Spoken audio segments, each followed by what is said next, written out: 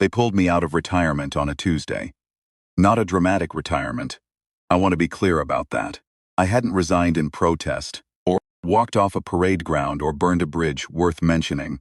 I had simply done 22 years in the Corps' K-9 Handler Division, done another 6 with the Bureau of Interstellar Contacts Facilitation Branch, in a capacity that was mostly filling out paperwork and occasionally sitting in rooms that smelled like alien metabolic byproduct and trying not to bored.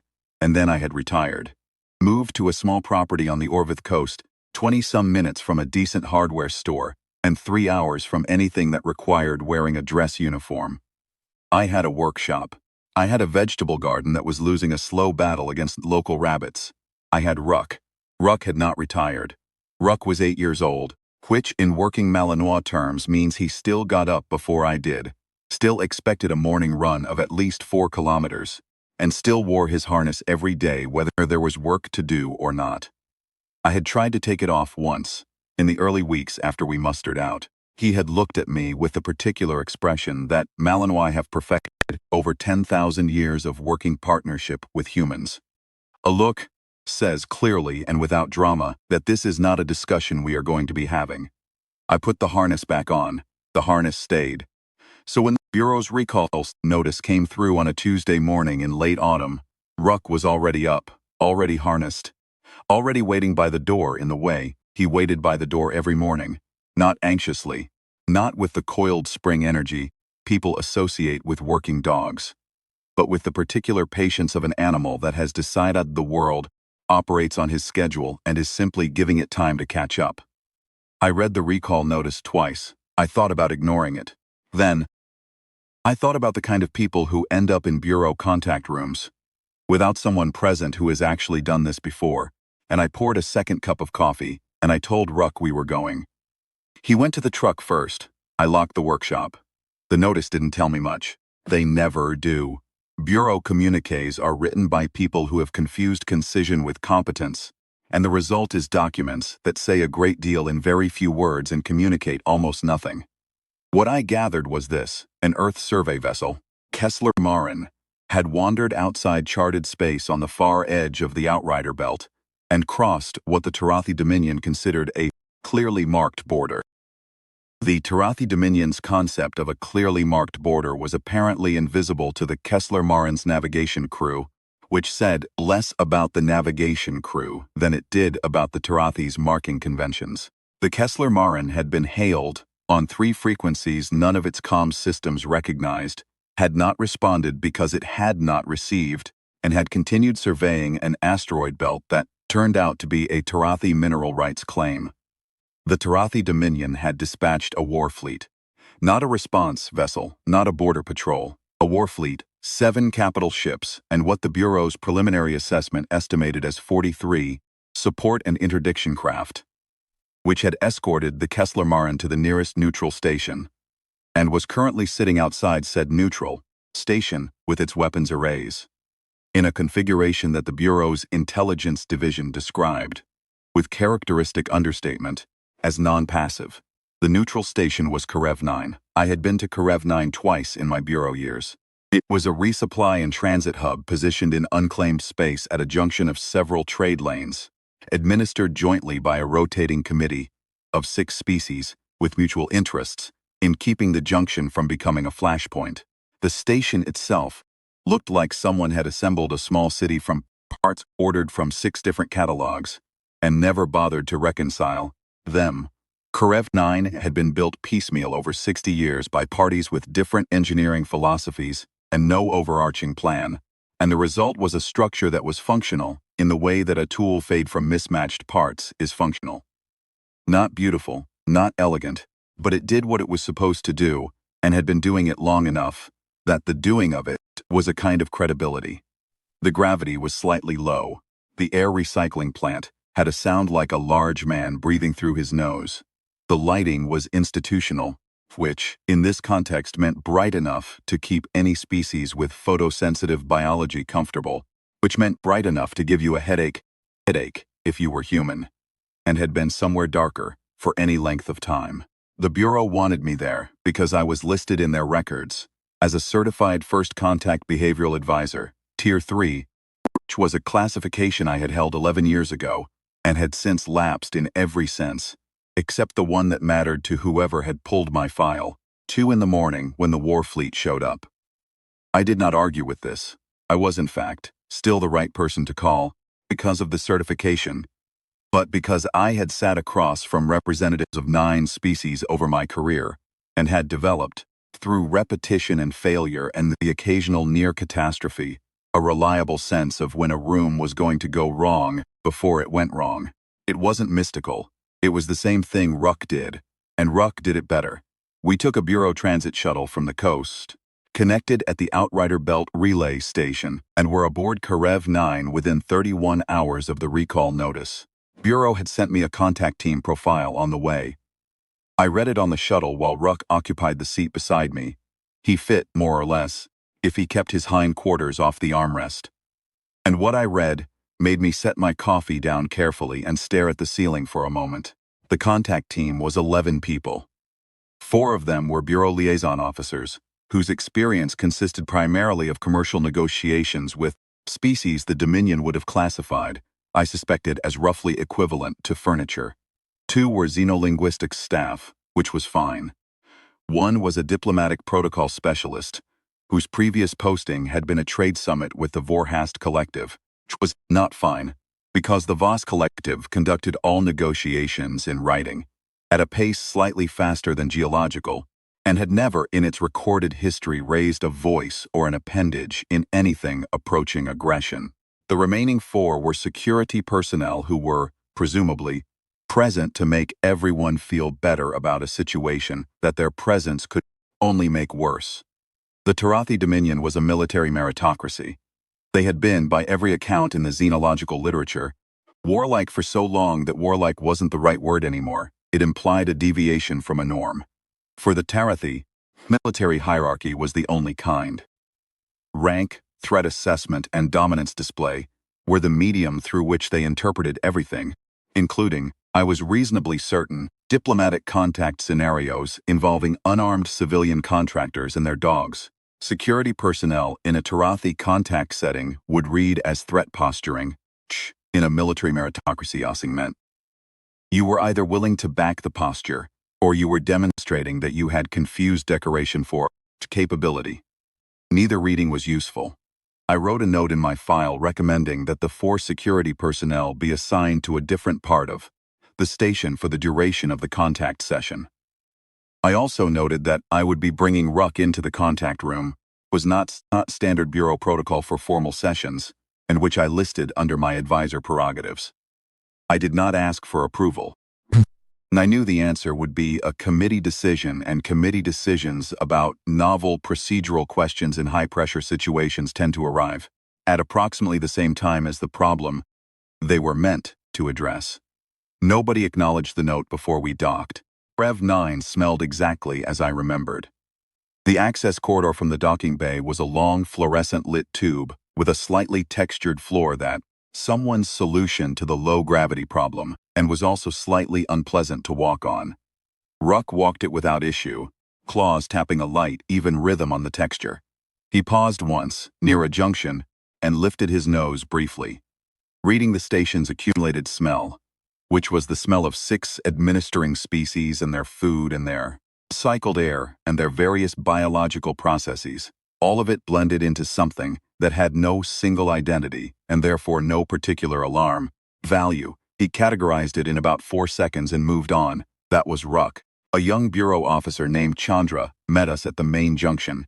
She was perhaps 26, looked like she had slept less than I had, and had the particular expression of a person who has been managing a crisis for long enough that they have stopped being alarmed by it and have moved into a state of continuous exhaustion that they are mistaking for calm.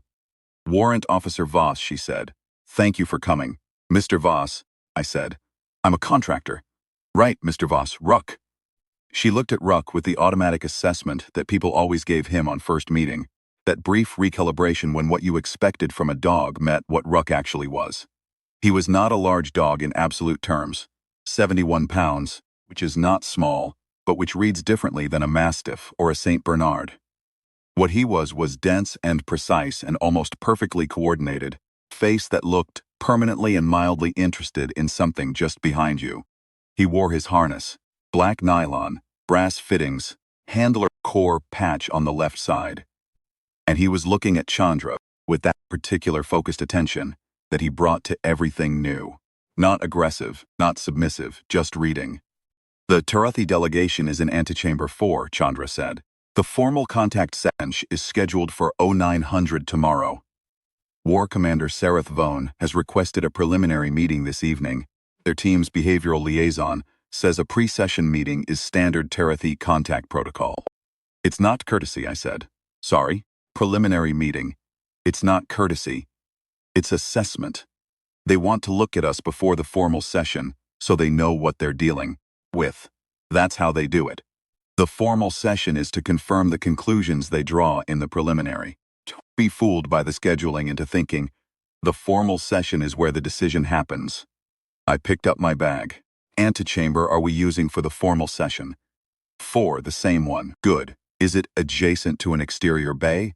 Chandra checked her tablet. There's a viewport bay directly off the south wall. It's sealed off. Can it be unsealed for the session? She looked at me with the specific expression of someone deciding whether to ask why and then deciding not to. I'll arrange it. Good. And my note about the security detail. They've been reassigned to Sirang for the duration. Someone had read the note then.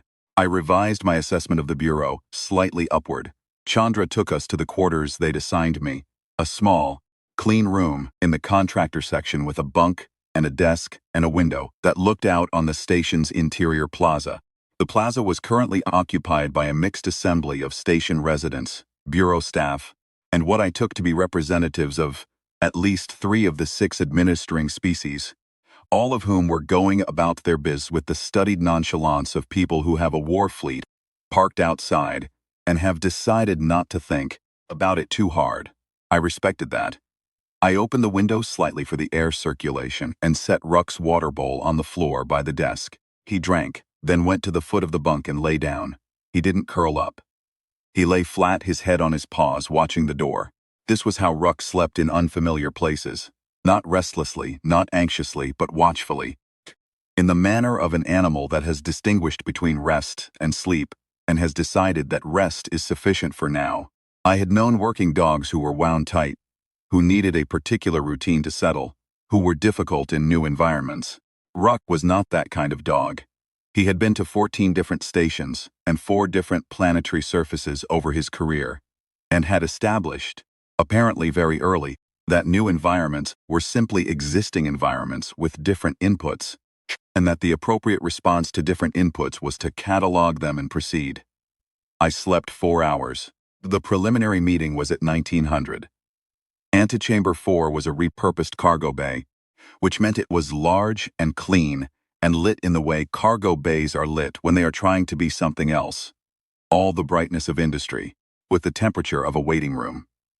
Someone had placed a long rectangular table in the center, chairs of varying configurations to accommodate the biological diversity of potential attendees. The Tarathi delegation was already present when I arrived. There were 6 of them. Tarathi physiology, in the xenological literature, is described in terms of what they are not. Not mammalian, not reptilian, not insectoid, despite superficial resemblances in some accounts to each. They were large. The shortest of the 6 stood near 2.5 meters, with the broad, low-carried posture of things built for stability and endurance rather than speed.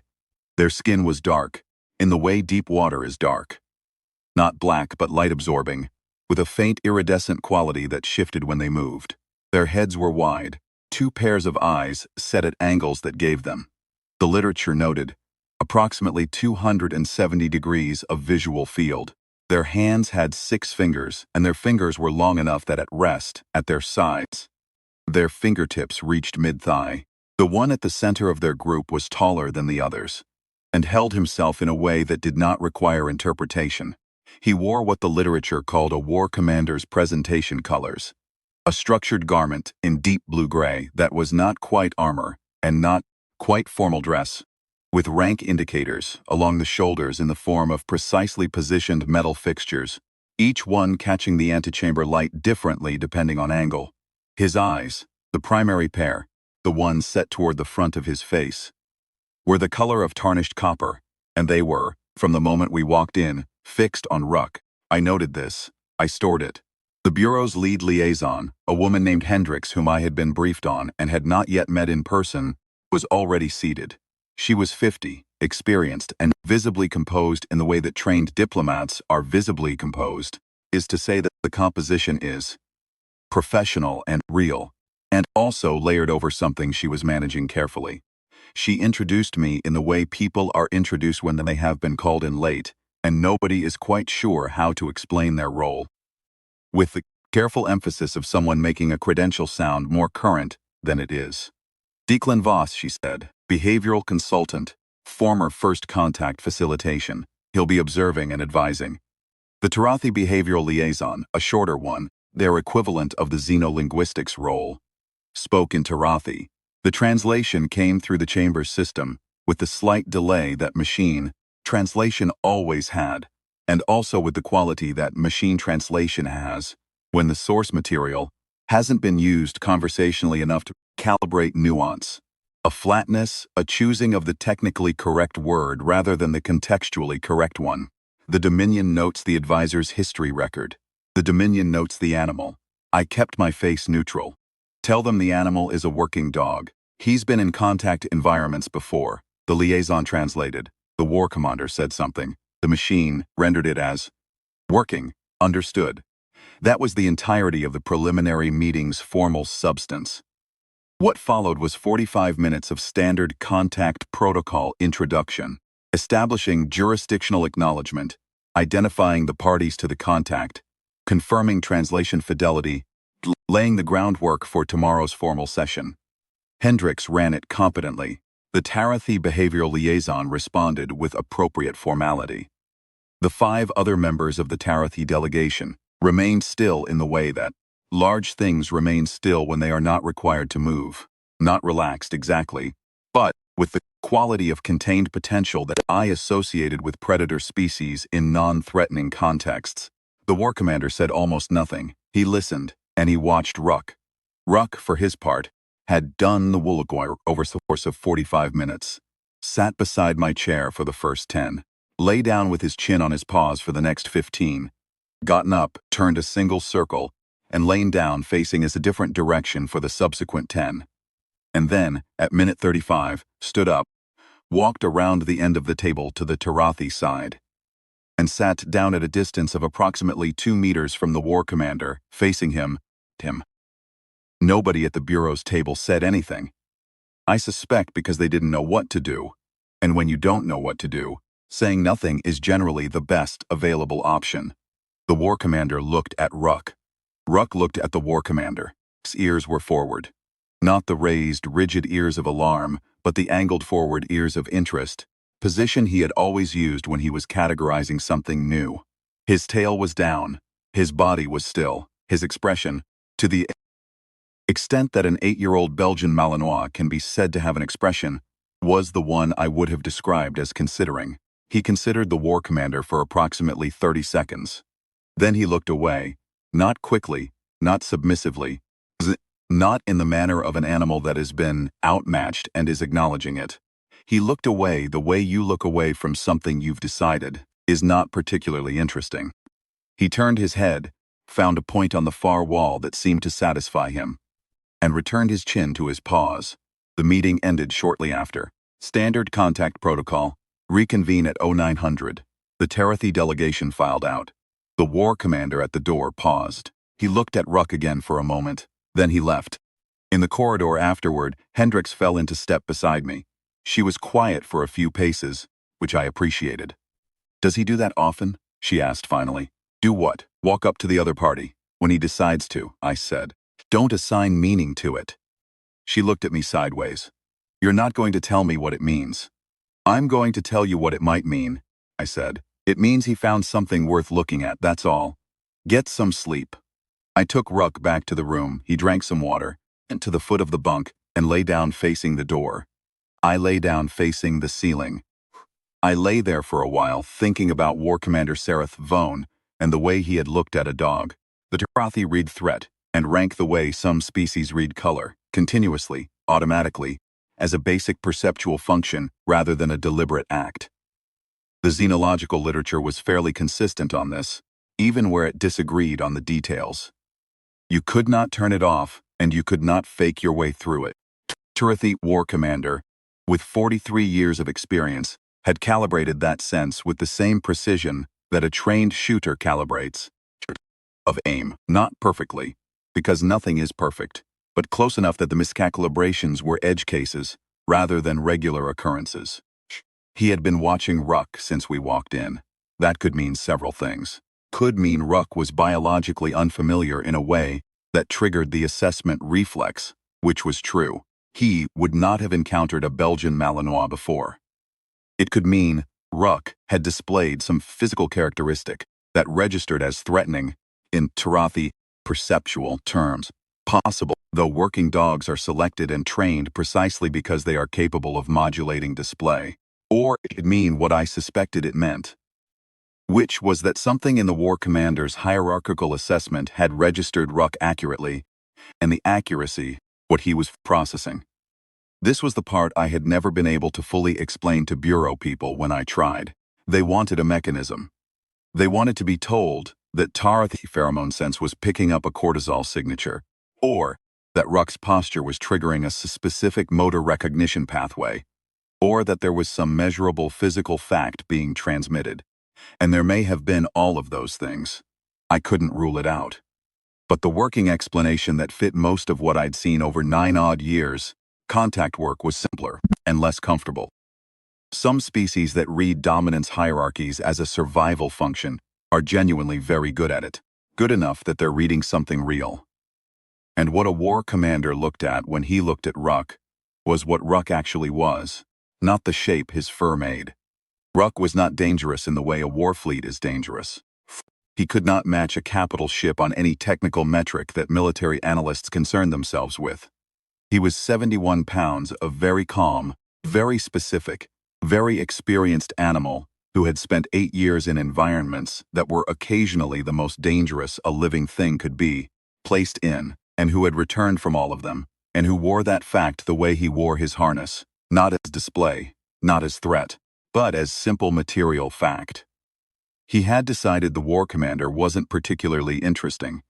I thought about what that looked like from the outside, from across a table, with a machine translation system rendering everything flat, with 11 bureau people managing their composure at various degrees of success.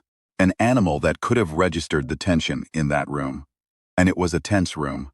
I could feel it, the kind of tension that comes from people who know they are in proximity to something that could go very wrong, and are trying not to accelerate its going wrong, and had instead walked across, sat down in range, looked directly at the largest threat in the room for 30 seconds, and found it categorized and filed. That was a specific kind of reading, and I suspected a 43-year veteran had recognized it. I had been with Ruck since he was 11 months old. I'd taken him through his certification at 14 months. Fast for a working dog. Fast enough that the evaluators had made a note of it in his record. Not because he had been drilled harder than the others, because he had the quality that was difficult to train and easy to test for. He was very accurate. His read of a room was consistent. I had never seen him misplace a threat assessment in 8 years, not significantly, not in the way that costs you something. The errors he made were the kind where he found something interesting that turned out to be nothing, not the kind where he failed to find something that turned out to be something. I had been in rooms with him that were genuinely dangerous, rooms where the tension was real and the outcome was not certain, and the margin between walking out and not walking out was something you could feel in your sternum. He had been calm in all of them, not because he didn't know what the rooms contained. He knew, I was sure of it, in whatever way a working dog knows the rooms it moves through. But knowing and being affected by the knowing were two different things. He had the former and was largely unbothered by the latter. A war fleet full of Tarathi was apparently consistent with this.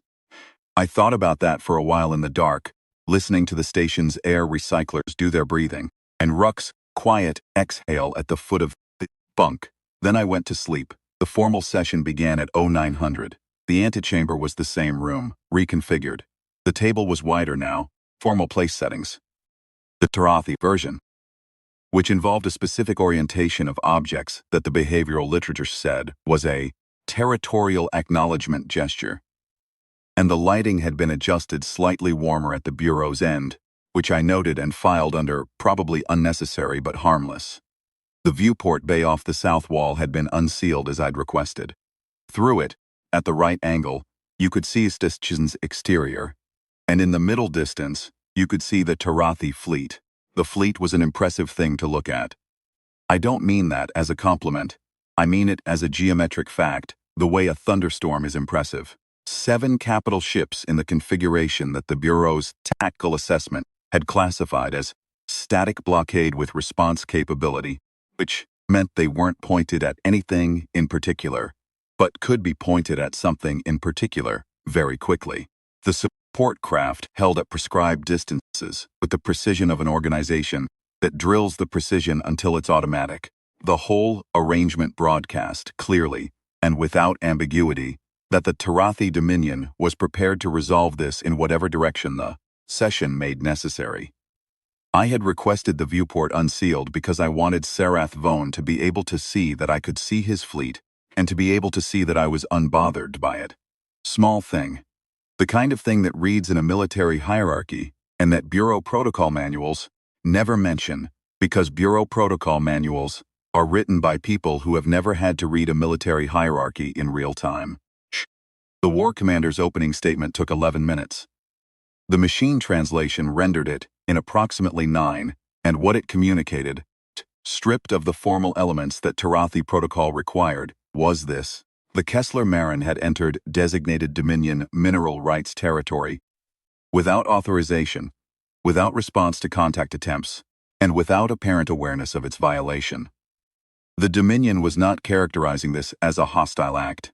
The Dominion was characterizing it as a demonstration that Earth's navigational and communication systems were insufficiently calibrated to operate in proximity to Dominion space. The Dominion was therefore presenting 3 positions. Position 1. Earth withdraws from the Outrider Belt and establishes a maintained clearance of not less than 40 light minutes from the Dominion's outer corridor. This would be enforced. The word the translation gave was enforced, and the war commander said it without particular emphasis, which was the emphasis. Position 2. Earth establishes formal diplomatic channels with the Dominion within 90 days, providing the Dominion with navigational and communications protocols sufficient to prevent future unauthorized incursions. This would require Earth to acknowledge the Dominion's territorial authority in the relevant space. Position 3. The Dominion treats the incursion as a preliminary hostile act and responds accordingly. He did not need to explain what accordingly meant. The fleet outside the viewport was the explanation. Hendricks had clearly been prepared for something close to this. She thanked the war commander for his clarity, indicated that Earth took the unauthorized entry seriously, and opened the Bureau's response on the second position. Earth was prepared to engage in formal diplomatic exchange and would welcome the opportunity to establish the protocols the Dominion had named. She was good. She did not apologize for the Kessler Marin. She'd would have read as capitulation. She did not minimize the incursion, which would have read as dismissal. She stayed in the register of 2 parties, working a problem, both of whom understood what was outside the window, and neither of whom needed to say it loud. What she was also doing, I noticed, was not looking at the war commander directly. Bureau training does this.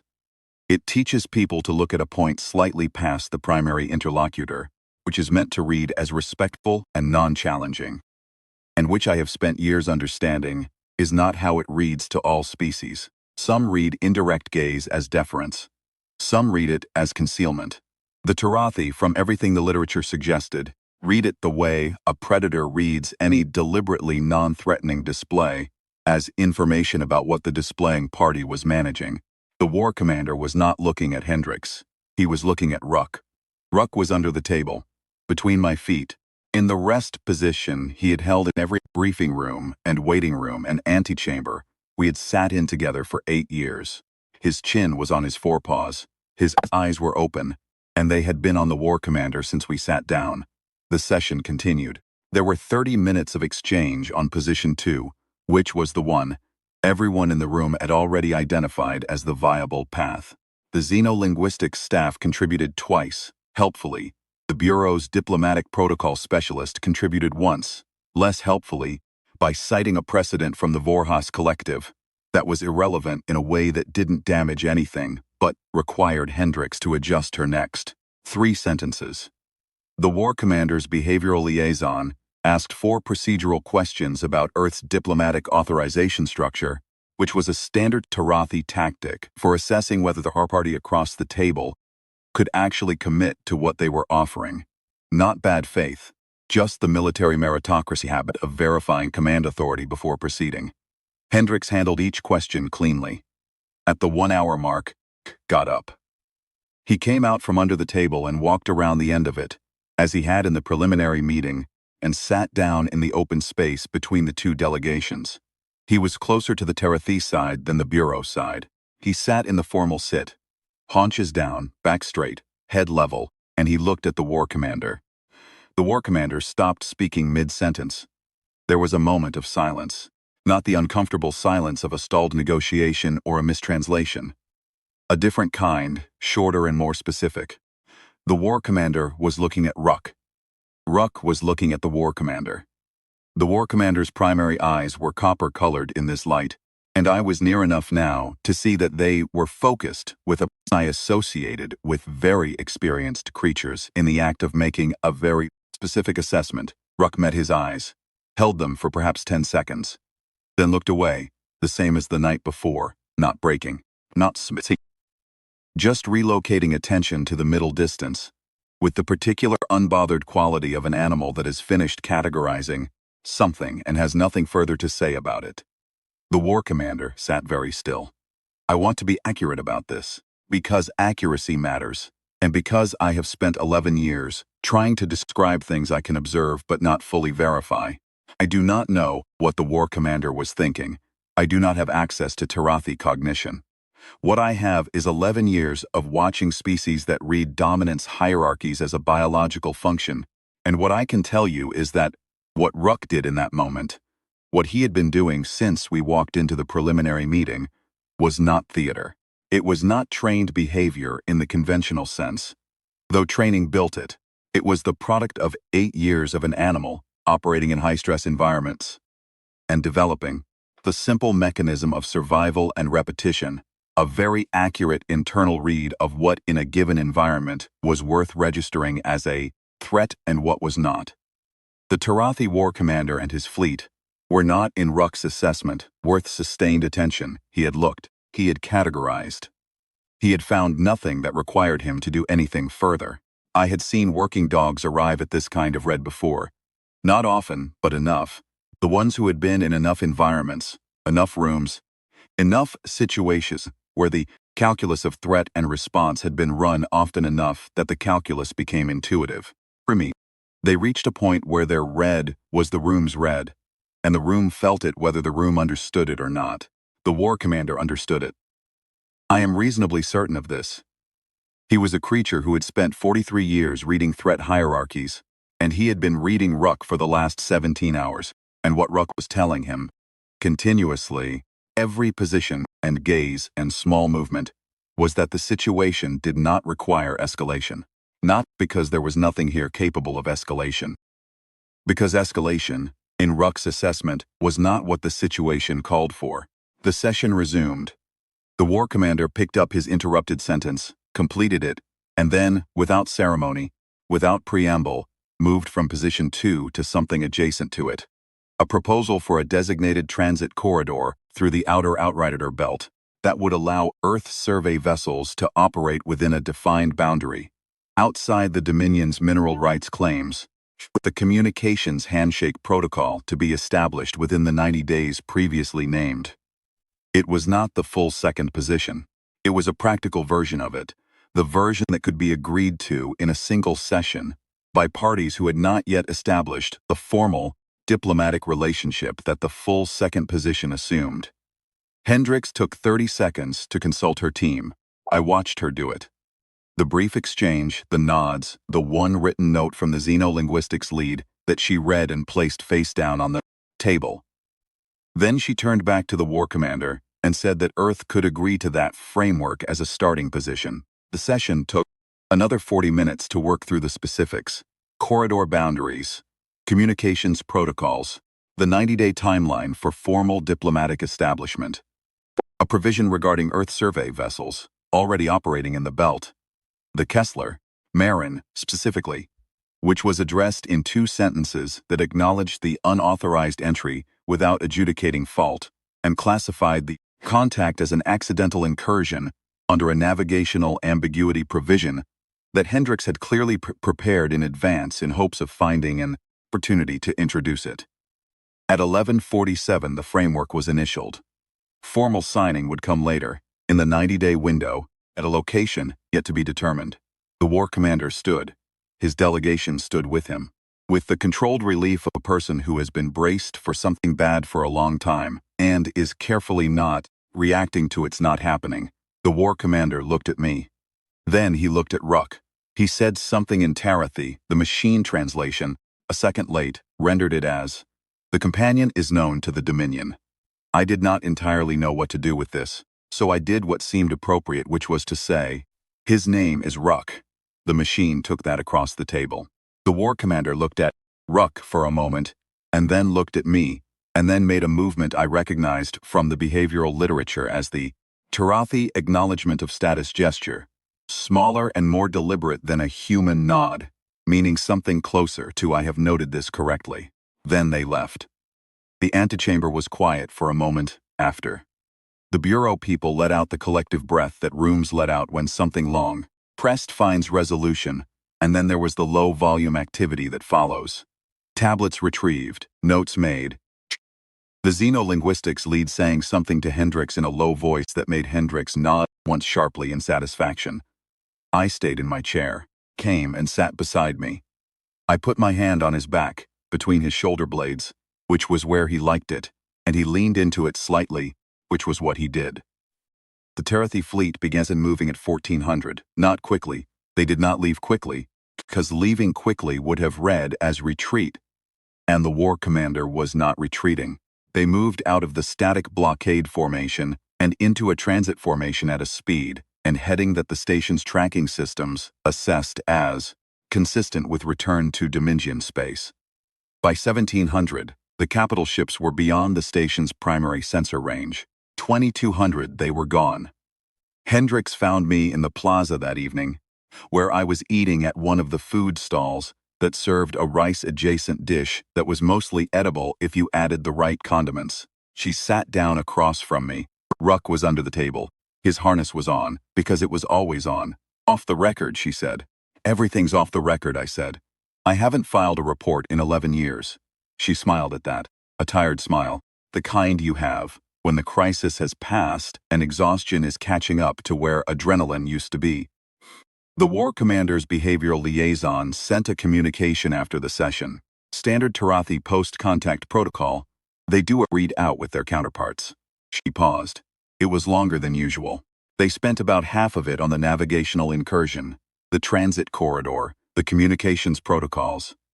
And the other half? The other half was about Ruck. She looked down at the empty space under the table where you could just see the top of his head. The liaison said, I'm paraphrasing. The machine translation was doing its thing.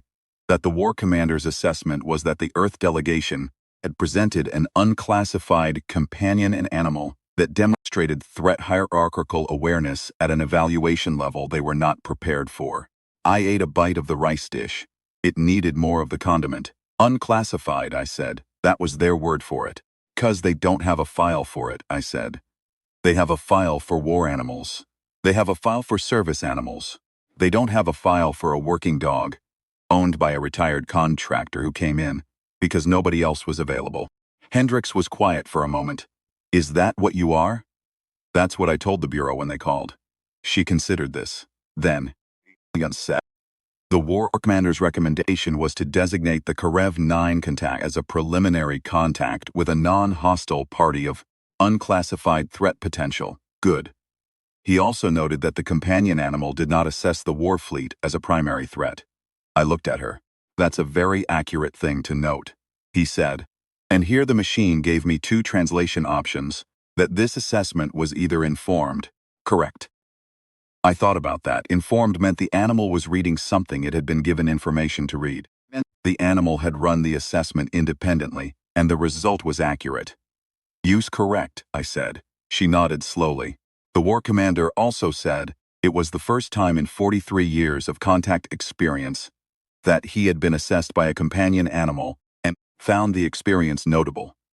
I finished the rice dish and pushed the bowl aside.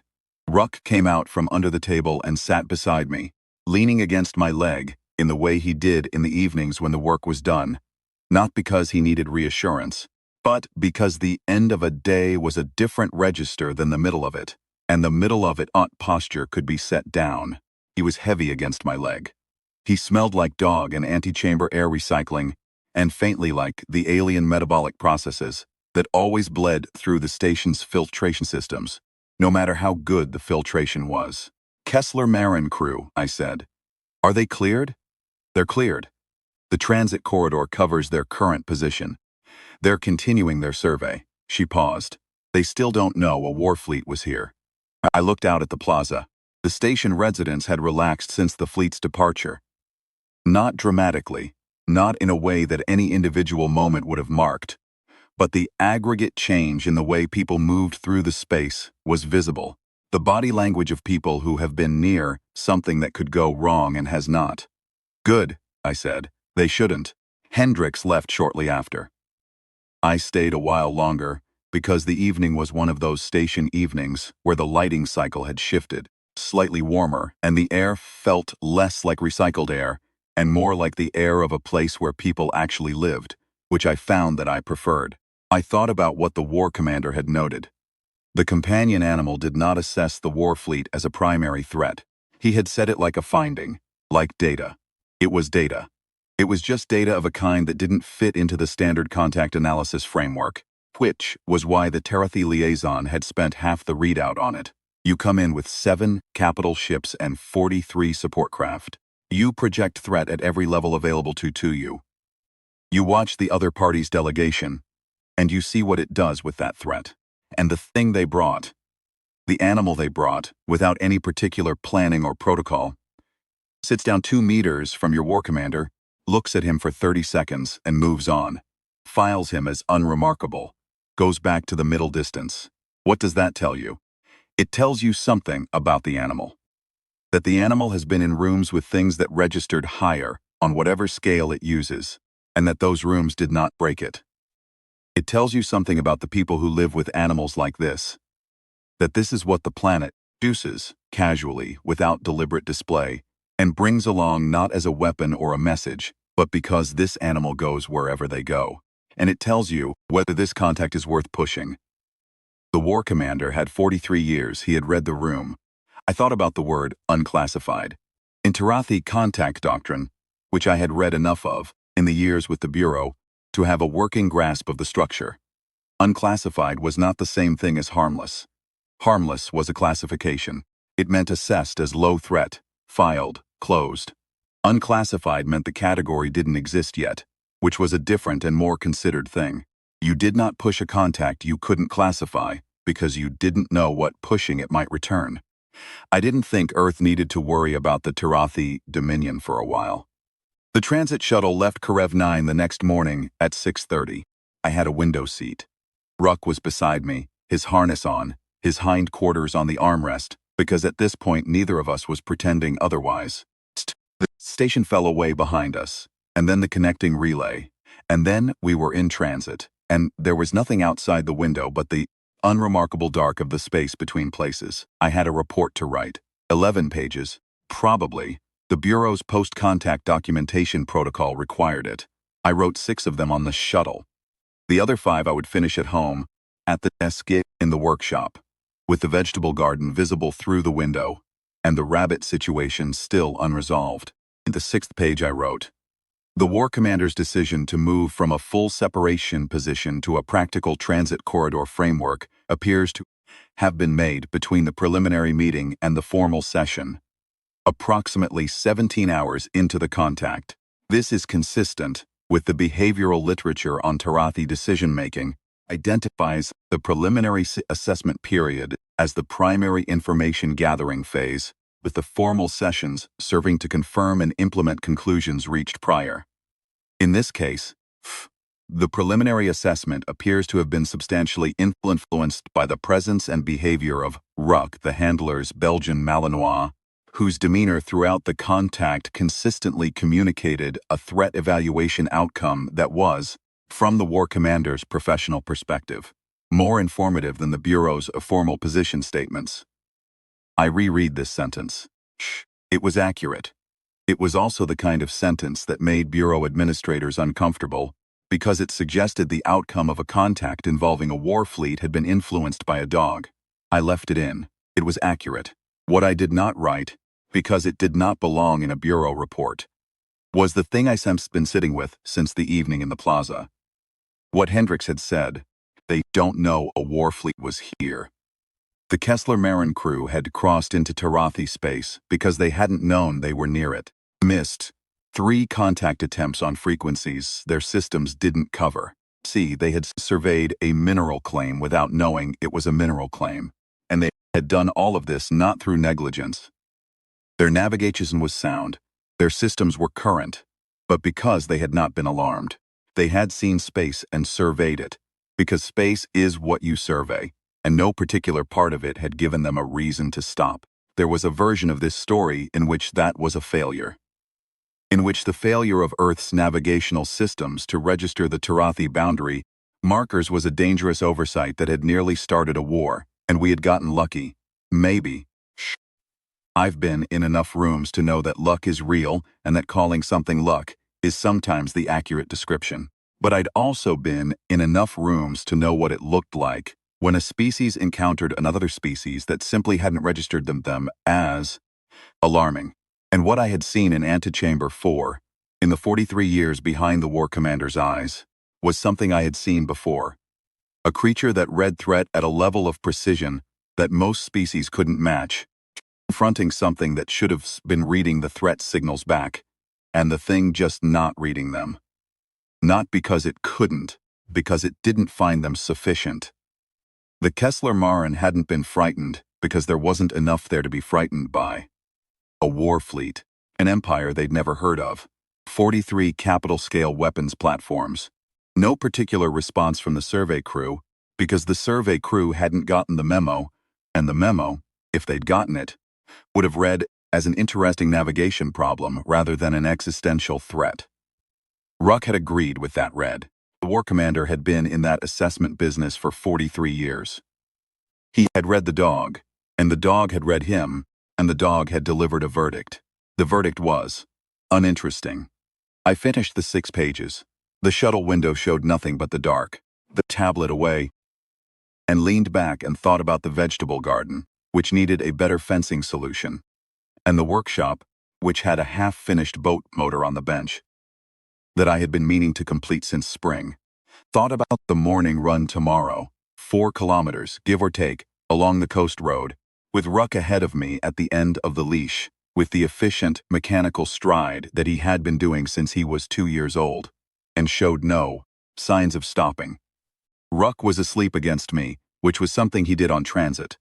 Not the watchful rest of unfamiliar rooms, but actually asleep, slack-jawed, the occasional small twitch in his front paws that working dogs have when they are dreaming about whatever working dogs dream about. He smelled like dog, his harness pressed against my ribs. 7 capital ships, 43 support craft, a war commander with a lifetime of threat assessment and professional vocabulary to name what he'd seen. He'd filed us under unclassified. I closed my eyes and let the shuttle carry us home.